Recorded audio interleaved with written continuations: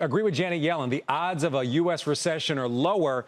And how does that shape your view of the second half of the year for the markets?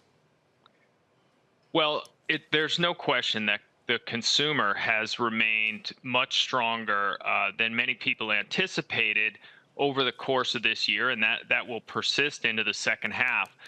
They've done so through a variety of things. I think work from home has put some extra cash in people's pockets that they're spending, but they've also gone out on credit cards, and we are seeing personal bankruptcies and delinquencies rising a bit. So that's something to watch. But play for the next 5% upside in the stock market here or 5% in bonds. I think we would tilt towards the bond side because as we saw yesterday and today in Europe, you can get surprises in inflation, you can get surprises in central bank response, and not that strong economic growth. Yeah, I think a lot of people were also surprised by some other action in the market this year.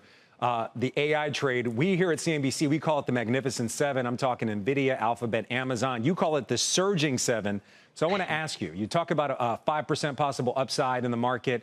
Are these stocks, are they going to continue to power the market? Do you believe this is a bubble? Is this a FOMO trade, or is this something else more substantial? Well, it can be all, I guess it could be all of those things. Certainly there is some it can't FOMO be all there. of them. I think that we're not playing for that upside there. I mean, the valuations that NVIDIA trades at now, for example, are we think it's stretched. All the gains, 80% of the gains in the S&P 500 have come from those stocks, and so we would diversify away from that.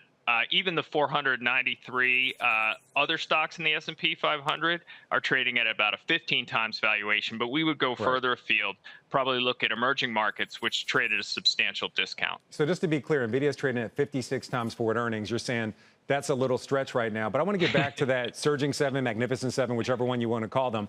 Is there one that you think is the best pick to have more upside for the rest of the year? Because I think a lot of people want to hold on to it, but agree with you, the valuations are a little bit high.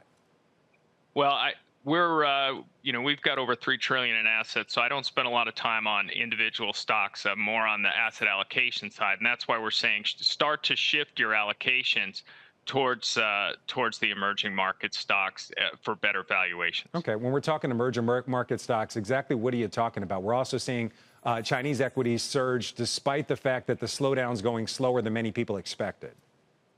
Well, I mean, I think that start with the broad index, and then from there, I think China is an area where we're very interested. Now, many of our U.S. clients have really stopped allocating to China, but that's not necessarily the case for the rest of the world.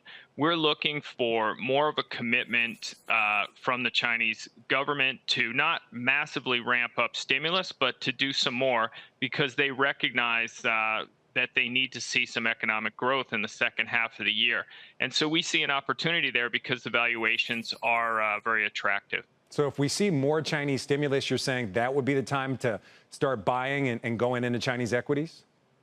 Well, I think it's already started to a degree. They've started to loosen up some of the requirements. So but more it's makes it more attractive. Yeah, exactly. Okay.